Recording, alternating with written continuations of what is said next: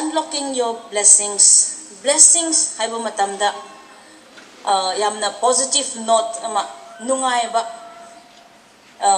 kari haigini tabada amadi phangbada nungai ba phauhanba wahai amara haibasi ihona asum uba phangi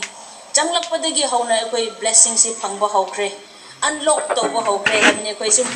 phamina ba matamda ko we have started unlocking the blessings phangba hawkre amadi host koina ekoi bu nungai na seba tobiba ahaw pizaba blessing asi we have started to unlock sigumba si khalluwa matamda yamna harawing blessings haiba matamda it gives a positive signal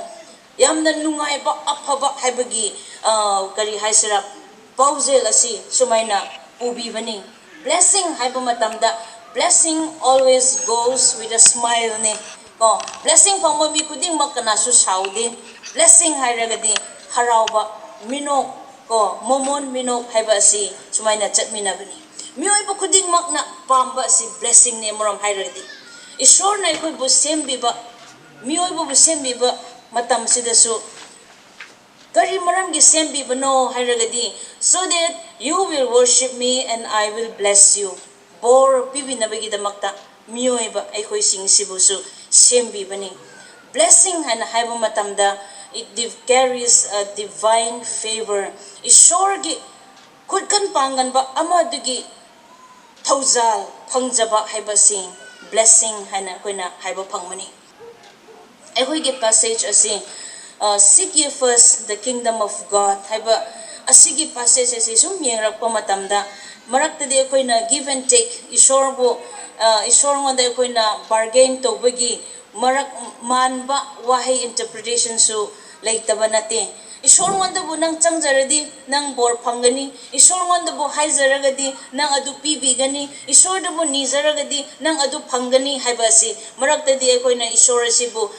yamna vending machine gumna ko tawragadi pigani haibagi adu gumbagi koina yamna guarantee amagumna ekoina thamba matam lei adubu blessing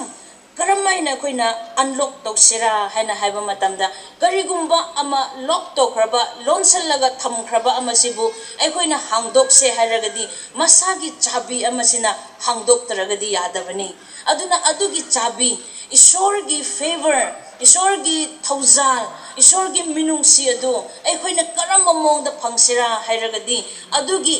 achumba chabi aduna ekoina hangba tabani habisi ngasi ekoigi passage asida koina uba phangmani unlocking ji chabi si hangbasi yamna lai adubo thawai ge ba chabi haiba tare thawai gi bor gi chabi asi karamma moongda ekoina hangsira asigi si passage asida koina ekoigi team gi bibiriba passage asida ekoina phajana uba phangbe point by point ekoina yam detail oina haidragasu ahanba rule number 1 da ekoi ngana pibasi seek habani thiba habani sigisi thiba habasi di ekoina nga hoji hek thiraga phangdraga tokpa habagi nate adubo it is a continuous verb ni continuous verb aduna haibadi yamna cheksinna yamna khawrangna amadi yamna pukning changna ekoina thamoina thizaba haiba adu adugi seek adu sigi passage asida koina uba phangmani seeking haina haiba matamda it is seeking the kingdom natraga it is seeking the life that is under God's rule ishorgi authority gi makhada ishorgi rule gi makhada aikoina magi aningba thina punsi hingba thiba haiba adugi seeking si adu oibani haibasi aina ihan hanbada thamjani karamba mongda aikoina sigi ishorbu thiba haibasi aikoina punsi da aikoina phangba ngamgadra hairagadi aikoina prarthana amadi ishorgi wahaibu paba nupi aikoi singasi aina nupi gi gathering oibanina thaugatningba adudi karino hairaga nupi oibi aikoi sing mama oibi aikoi singasina ishorbu seek toba thizaba prarthana da amadi mahaki asengba bible pabada aikoina thizaraga magi aningba si karino haibasi tasengna phajjana aikoina thawai hakchang thawai yauna aikoina thizadaba matamda aigi imung asigi blessing si aiga nangna unlock tawba ngamde habise na thamningi mama oibi haksina aigi thawai aigi aningba si ishor buthina ishor gi aningba si kari oibano ishor gi apamba si kari oibano haina aina thizaraga ishor gi ishor ngada prathana tawbaga loinana magi asengba wahaida aingonda kari takpiribano karamba mawda chathanningbano haibasi nanga aina thiba matamda aigi imungda santi aigi imungda irenjanana hingba aigi imungda ikai khumnaba leiba aigi imungda bahap tanaba leiba aigi imungda seba tawnaba haibasi lakpani haibasi chinau sing aina thamningbani ngasi ama aina ngasi prathana tawraga ishor ngoda hangraga khumdaraga di tokke haibagi nate seek haina haibadi it is a continuous active continuous verb ni haina haibani thijaba sigisina aikoi gidamakta unlock tawna aikoi gi blessing asibu hangdok chanabegi damakta phangjanabegi damakta rule number 1 hana leibani ani subasina karino hairaga seek first haibani ahanbada above all else ataidagi hena asigisina khwaidagi thoi henba oina nanghoina thijau haina haibani above all else first haina haibadi asigisida it is placing God above all other priorities haibani aigi apamba aigi aningba aina sigisina khwaidagi chumi phai haiba khangba adudagi hena wangbada mathakta aigi ishor adu aina thamba haiba asigisina unlock tawbagi rule number 2 ni haina thamjani ishor bu khangba ishor gi aningba tawba ishor gi aningba thiba haiba ichine now sing haujiki sida aikoi ni ishor gi blessing asi phangse hairagadi adugi du aikoi tawpham thopani haiba ina thamni aigi punsi gi wari aina kajiktang aigi testimony thamning mani aina khwaidigi oiningbadi IAS officer yamna chauna prithvi gi damakta hoine yengmo matamda yamna chinglemba yamna chauba mi singdo aigi damakta di khwaidigi pamjabani pamjaba matik hotsu hotnai hotna jarame adubo aigi ima ase yamna prathna tawba nupi amani ishor gi bible paraga prathna tawraga isai saklaga magi matam ahangba ase mana adu moongda lenba ma thabak yamna chinjaba nupi ni ma nurse ni adu oragasu mana off phangba numit mana free labor numit suti phangba numit magi matam se karmaina len mano hairaga isai sakane khoi gi him se ai yam khange kadai digi khangmano imane him se yamna sai Christian him se aduna imane khoi gi begroup la haye khoi na ko khoi gi londa asigi himbuk se himnal sing se sakraga mana prayer tawraga mahana khoi gi damakta mahakna khurukudak kullaga prathna tawba asena aigi priority se aigi aim in life aina number 1 da thamba se last oiraga aigi last asena number 1 da oirapa se imagi prathna nani kadai digi thopno ichina sing above all else aigi ima gumba chamlaba nupi amaduna magi priority do number 1 da mahakna ishora do thamlambagi damakta ngasi magi macha kari sunataba ay asibu ishorna khandok piraga magi sebagi damakta sizin na pibanine aigi imana nungdang nongya yorapa matamda magi nungairaba lumlaba phamungado thadokle hairaga ai hoigi common room da phak ama thajaraga khurukhuda kullaga metta pi taraga mahakna ai hoigi damakta prathna tawbani prathana tawbasi karmaina tawi ishor nangna aigi icha sing asibu loina mag isargada pubiyo haina haibani sargada pubi drabadi aisu laktaraga suyae phawba mana magi ishor ngada adugi dabi du tawbani adugi mathakta mana kari haibano aigi icha mangasi loina mag nangi thabak taw halo haibasi mana prathana tawi alna adugi wahi sing magi prathana sing sina aigi punsi sida yamna disturb tawbibani disturb tawbibagi damakta aina numit amadi ishor nganda prathna tawbani pangpangna ishor na ngasi kana oibno sukki matik aigi imana nangbu thajabase sukki ꯃꯇꯤꯛ ꯏꯃꯥꯅ ꯅꯉꯣꯟꯗ ꯆꯪꯖꯔꯒ ꯂꯩꯕꯁꯤ ꯅꯪ ꯑꯁꯤ ꯀꯅꯥꯅꯣ ꯍꯥꯏꯕ ꯐꯥꯎꯕ ꯑꯩꯅ ꯄꯪ born again ꯑꯣꯏꯗ꯭ꯔꯤꯉꯩꯒꯤ ꯃꯇꯝꯗ ꯂꯩꯁꯥꯕꯤ ꯃꯆꯥ ꯑꯣꯏꯅ ꯑꯩꯅ ꯏꯁꯣꯔꯉꯣꯟꯗ ꯍꯪꯈꯤꯕ ꯋꯥꯍꯪꯅꯤ ꯑꯩꯒꯤ ꯃꯪꯗ ꯏꯁꯣꯔꯅ ꯉꯥꯡꯕꯤꯕꯅꯤ ꯃꯤ ꯃꯌꯥꯝꯅ ꯆꯤꯡꯗ ꯀꯥꯗꯨꯅ ꯃꯩꯔꯥ ꯄꯥꯏꯔꯒ Amazing Grace ꯍꯥꯏꯕꯒꯤ ꯏꯁꯩꯗꯨ ꯁꯛꯔꯒ ꯆꯤꯡꯗ ꯀꯥꯔꯒ ꯃꯈꯣꯏ ꯆꯠꯂꯤ ꯑꯩꯁꯨ ꯏꯁꯩ ꯁꯛꯄꯗꯨ ꯌꯥꯎꯏ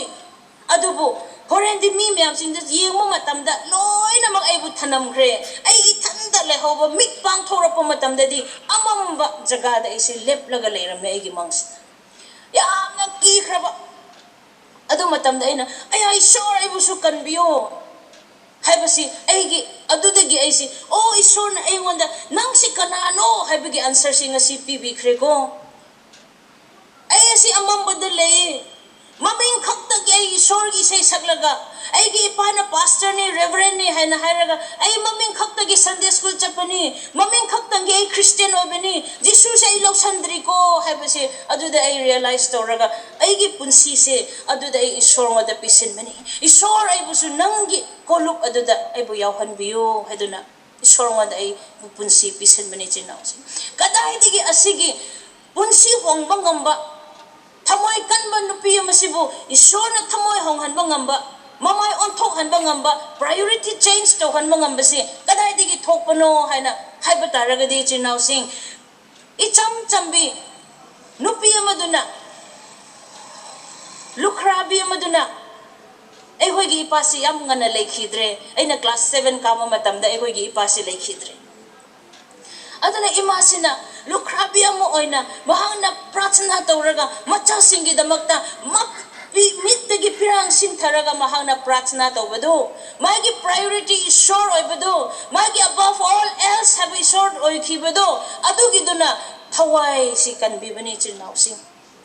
바이블나 하이바니 seek first seek 티오 hauji amak marakhatta thiraga tokpa nate tattana thiba haibado oigadobani aduga thiba do prithibigi dunattaduna above all as kwaidigi matna thohenna nahona thigadobadu karino the kingdom of God is sorgi ningthaulaiba adu nangkhoi thiu haina haibani isorna nangi imungda authority leiba isorna nangi imungda wayan bagi ꯅꯤꯡꯊꯧ ꯂꯩꯕ ꯑꯗꯨꯒꯤ ꯅꯤꯡꯊꯧ ꯂꯩꯕꯥꯛꯇꯨ ꯅꯪꯅ ꯊꯤꯌꯨ ꯍꯥꯏꯅ ꯍꯥꯏꯕꯅꯤ ꯏꯁꯣꯔ ꯅꯪꯒꯤ ꯑꯅꯤꯡꯕꯗꯣ ꯑꯩꯒꯤ ꯏꯃꯨꯡꯗ ꯑꯣꯏꯁꯅꯨ ꯅꯪꯒꯤ ꯑꯅꯤꯡꯕꯗꯣ ꯑꯩꯒꯤ ꯏꯆꯥꯁꯤꯡꯗ ꯑꯣꯏꯁꯅꯨ ꯅꯪꯒꯤ ꯑꯅꯤꯡꯕꯗꯣ ꯑꯩꯒꯤ ꯗꯦꯁꯤꯁꯟꯗ ꯑꯣꯏꯁꯅꯨ ꯍꯥꯏꯕ ꯑꯁꯤ ꯏꯁꯣꯔꯒꯤ ꯅꯤꯡꯊꯧ ꯂꯩꯕꯥꯛ ꯑꯁꯤ ꯊꯤꯕꯅꯤ ꯑꯇꯩꯗꯒꯤ ꯍꯦꯟꯅ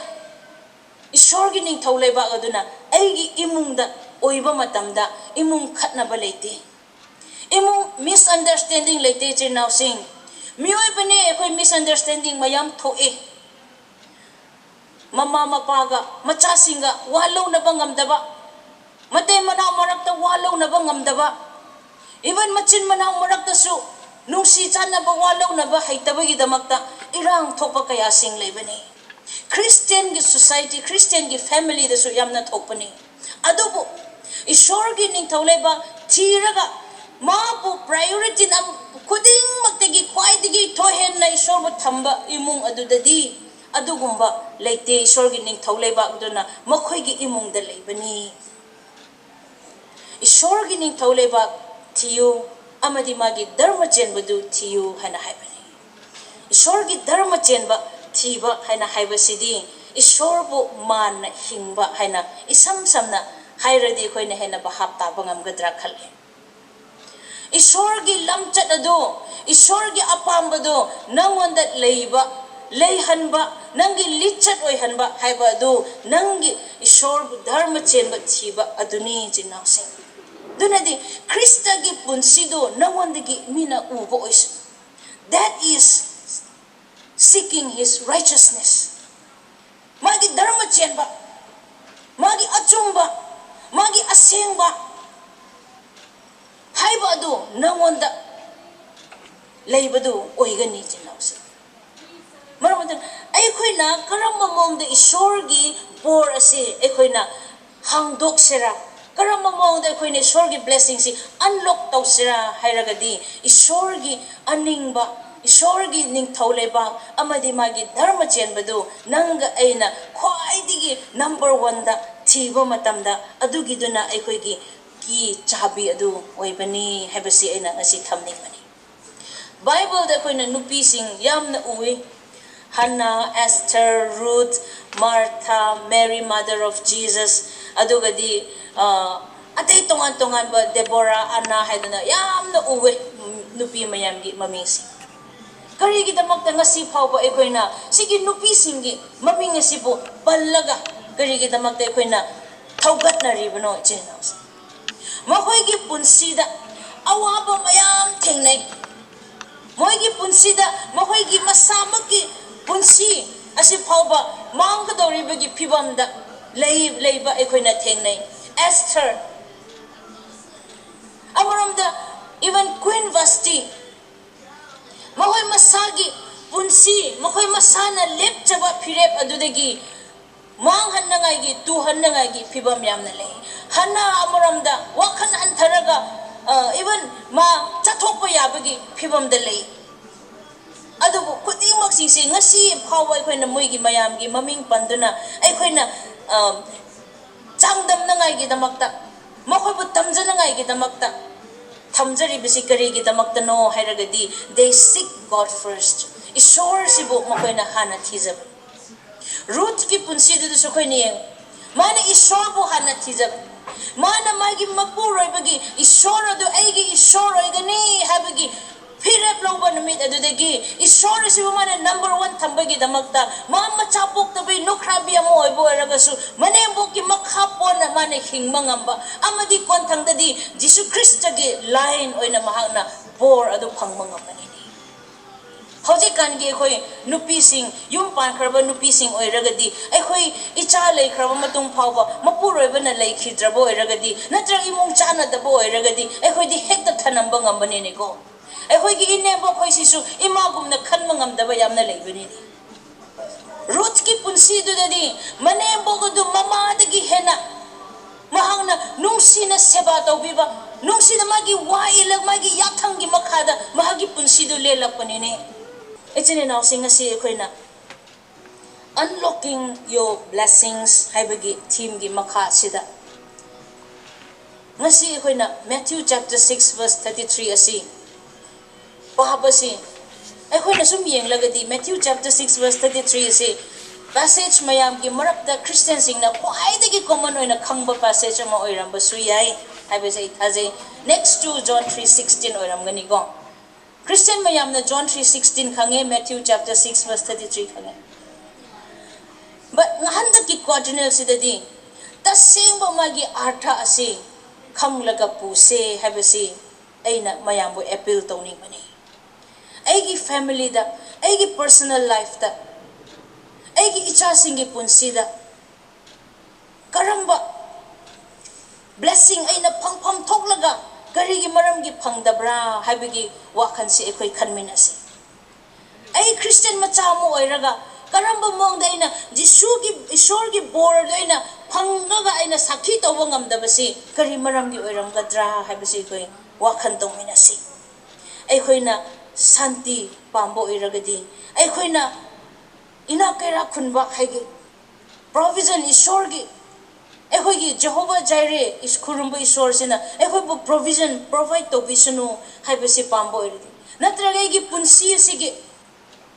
aigi purpose asi chumna koina khange haina haibo iragadi migi damakta ai aphaba ama oige haina khanbo iragadi imung semgatpa nupi ama mama ama ai oige haina khanbo iragadi seek first the kingdom of God and his righteousness isorgi achumba amadi dharma chenbadu ekhoi gi priority number 1 du thamjasi adugi duna khwaidigi thoi hena koina thijabadu adu oihansi adu oiragadi soitanama ekhoi gi bor ishorna ekhoi ngonda pirakadabu bor ekhoina not only physical material blessings adubu the blessing of being a child of God ishorgi macha ama oibagi ishorgi tung inba ama oibagi ꯑꯗꯨꯒꯤ ꯕꯣꯔ ꯑꯗꯨ ꯅꯪ ꯑꯩꯅ ꯁꯣꯏꯗꯅ ꯍꯥꯡꯗꯣꯛꯆꯔꯒ ꯑꯩꯈꯣꯏ ꯐꯪꯒꯅꯤ ꯍꯥꯏꯕꯁꯤ ꯊꯥꯖꯕꯒ ꯂꯣꯏꯅꯅ ꯏꯁꯣꯔꯒꯤ ꯃꯤꯡꯗ ꯁꯔꯨꯛ ꯌꯥꯖꯕꯅꯤ ꯃꯌꯥꯝꯒꯤꯗꯃꯛꯇ ꯏꯁꯣꯔꯅ ꯑꯍꯦꯟꯕ ꯕꯣꯔ ꯄꯤꯅꯕꯤꯕ ꯑꯣꯏꯁꯅꯨ ꯑꯥꯃꯦꯟ